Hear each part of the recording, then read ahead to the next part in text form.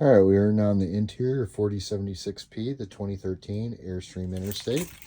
I'm going to walk all the way to the back and work my way out. Okay, starting in the back here, you have accordion style shades on your windows that will raise up or down. There are two different ones.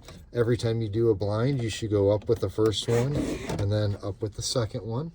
There is one transparent and then one that's a little bit lighter to let some sun in. Same thing going back down, one down, then the next one down. Over here on the sides, there's flip down cushions that will unvelcro. There's one on each side. And then there's actually a bar that will slide out of the back down here at the bottom. When you slide the bar out, that will lay down flat, and then you can actually remove the headrest and it'll give you a little bit extra bed area when the bed's folded down. You do have a power folding bed here. The switch for the bed, zoom out here, is located just underneath the cabinet by the television here. That will actually operate the bed to make it recline, or if you want to lay it down into a complete bed position in the back here. Just below the base of the couch / bed area over here, you have a little flip down compartment. Inside of here, there is your 110 breakers and 12-volt fuses over here. Also, there's a manual disconnect switch for the battery. There is a switch just inside the entry door that says battery disconnect. That is a power battery disconnect. It's the same switch. You could just either control it back here manually or hit the switch up front to control it electronically. On your side windows, you have little crank out style windows here. You'll just twist the knob to open the window. Same thing with the other side over here on the other side of the couch. And again, the same style blinds or shades where you'll pull the lighter one down, then the darker one down. And same thing, back up one at a time. You have a television back here in the rear. There are some 110 outlets right above the television. And some speakers back here. The little lights above the couch in the rear here have a switch on the actual light itself. Same thing with the side over here, switch on the side. Again, more speakers and more 110 outlets over here. These seats over here are what they call a jackknife style. You'll actually pick up on the seat and then it will lay down flat into a extra bed position also. You could do that with the other side too to make it one lane or one sleeping area all the way across. And then to go back up, you do the same thing. You'll lift up, kind of give it a little shove in, and it'll lay back into a seat. Again, both sides do that. In the front of this one over here, you have a little storage area. And then same thing with over here on this side, a little storage area over here. The alarm here, that's going to be a propane alarm. That is hardwired to the actual vehicle itself. If it ever senses a propane leak, that will go berserk. You have a little additional table extension on the side. To release that, you actually lift up and flip these tabs down, and that table will lay down flat. Over here, you have your 2-burner cooktop for your stove. In order to light that, you're going to turn to the light position. You're actually going to hold the one button down and then hit the igniter here. And then your flame will ignite. You have to do the same thing with your other burner. Then you could pick whether you want the flame high or low by turning the knob. You do have to hold those for a few seconds before they stay lit once they do light up. Beside that is going to be your sink area here. And it just has a flip-up style sink that will tip up like this. And then your controls for the sink are over here on the side.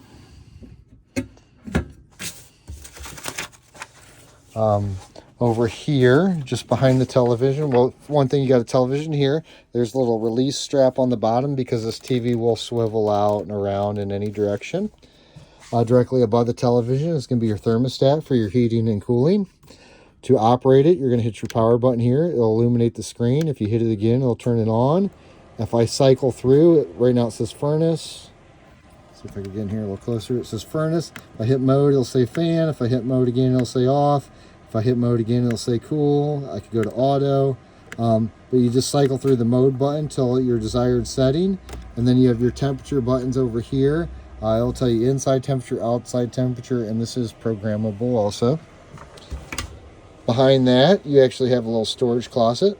You could actually remove the shelves too and hang clothes up if you want on the clothes rod in the top. You have your smoke and carbon monoxide alarm back here on the ceiling, and then your air conditioning unit up here on the ceiling also. These have little vents you could open up, whether it be on the bottom or the sides. You have little pop-up vents on the sides, and then there are washable filters underneath these covers inside here, or actually that slide out of the covers over here on the ends. Coming up here just below the cooktop, you have a little drawer. Another little drawer here, and our little area here. One for that actually looks like access to your plumbing. Down below here is a microwave, pretty self-explanatory. The little black box here, that's going to be a furnace, as you can hear it running right now. Anytime the furnace is running, that will be on. Down here, a little storage drawer. Then over here is going to be your refrigerator. To open your refrigerator, there's a little lock tab on the top right here. You'll spin to the side, and then just lift that lever up, and that comes out. In the very back there, there's a little control knob to turn the refrigerator on. This is a 12-volt / electric refrigerator. So anytime you're plugged in, it runs on 12 volt, but when you're plugged in, it gets battery power that's always replenished. And when you are going down the road, it runs on 12 volts of battery power that's also getting replenished while you're going down the road. There are pockets in the floor, in the back, and in the front for tables. Moving into the bathroom area here, you will actually shower inside of here, so there is a drain in the actual floor itself. Toilet is a front flush, so there's a pedal on the very front. You do have a little curtain that will come out when you're showering, and then up on the ceiling there's a little exhaust fan that you could shove the handle up and turn the switch on the side to run the fan, or shut the fan off and pull straight down on the handle to close. Your sink actually works as a shower also, so if you're showering, it'll be connected up top here, and if you're using it as a sink, you'll just shove the hose back in here and it'll work as a sink area. There's shampoo and conditioner dispensers up here, and there's a little tip out mirror, and then there is also over here in the corner a clothesline that will pull out of, so that has a string that'll pull all the way across and connect over here to this little tab there. Moving out of the bathroom area and up to the front, you have a fire extinguisher behind the little seat here. Switches for all the lights and things are all on this wall right here. They're all labeled real well. You got ceiling lights. The lights are dimmable on the ceiling if you want them brighter or darker. And then you got bathroom lights, aisle lights, which are the lights down by the floor down there. Tank heaters, if you get into cold weather and your waste tanks aren't draining properly, you could turn this on and they'll actually warm up the tanks. It doesn't boil them, it just keeps them above freezing so they drain. The step switch I was telling you about on my first video, that's right here. If you're going to be going in and out of the camper a whole lot, you can put it on hold and it will keep the step in the outright position.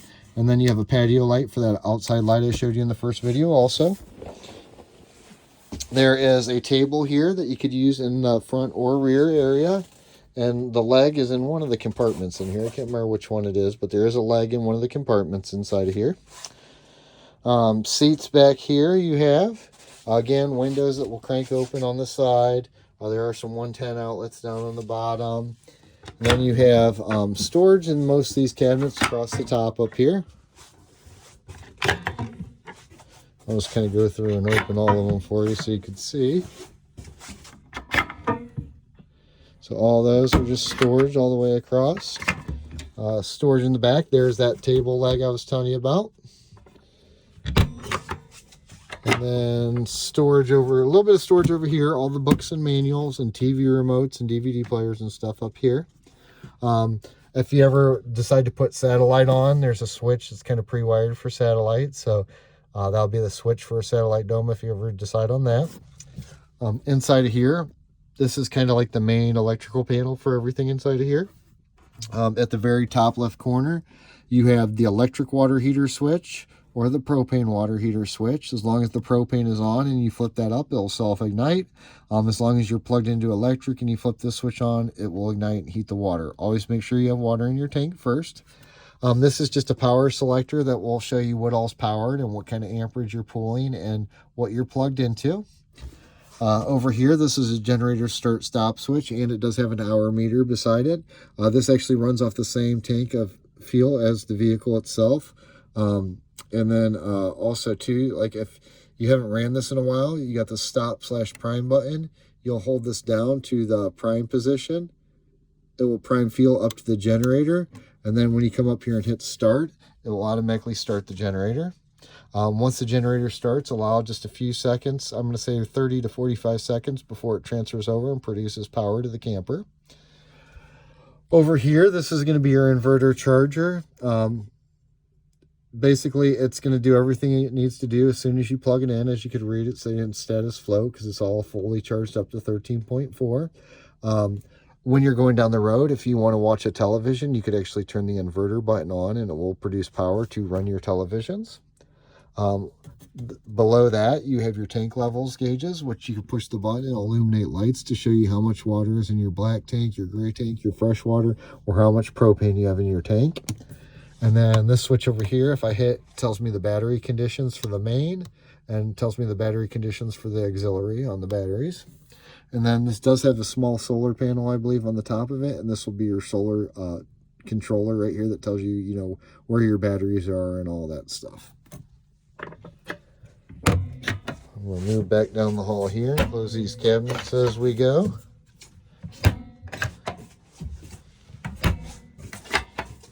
Up front, you have your other television up here. There is a little storage area behind the television. It does have little sliding doors on it that you could use to close it off. Inside of here also, you have the little green light. There's a little push button on it. That is an antenna amplifier.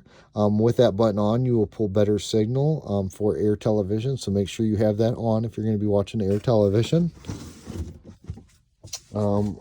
Up front here, you have a little curtain that will close off the passenger side over here. And again, our tip out window over here. Moving all the way up to your very front of the camper, you have storage in your glove box here. And there are some books and brochures inside here also. Little storage cubbies on the door. Power windows here, and then your door handle. Little cubby area up top here. In the center, you got your radio. Just below your radio, you got your temperature controls. And then below that, you got miscellaneous switches for door locks, hazards, heated seats, things like that. You have a little slide out area here that will house your cigarette lighter, ashtray, and cup holder and change holder. Over here is the parking brake directly beside the seat here. It's just lift up style parking brake. When you go back down, pull back, pushing the button and release. Over here on this side over here, you do have steering wheel controls and horn on the steering wheel. Again, the engine's already been serviced, so no need to change the oil or anything like that on it yet. Your backup camera up here on the mirror. So as soon as you go into reverse, I'll show you your backup camera up top there. And then you have storage in your visors up above. And then, you know, flip down visors. Storage cubbies up top here. Headlight switch, power windows, power mirrors up here. Like I say, everything is labeled pretty well. You do have a battery assist. If for some reason your battery ever dies, you have engine batteries and coach batteries. The coach batteries are brand new batteries, and the engine battery was tested and is tested well. But if you ever have a battery that's drained down, you could hit the battery, like say you leave your headlights on and you drain your engine battery down, you could actually hold this button and it'll pull power off your coach batteries to start your vehicle. In order to do that, you'll push this button down. While it's depressed, you'll put your key into the ignition and then start the vehicle. Once the vehicle's started, the alternator will help charge it all back up. Other than that, that's pretty much it on the interior of this camper. We appreciate your business and hope you enjoy your new camper. Thank you.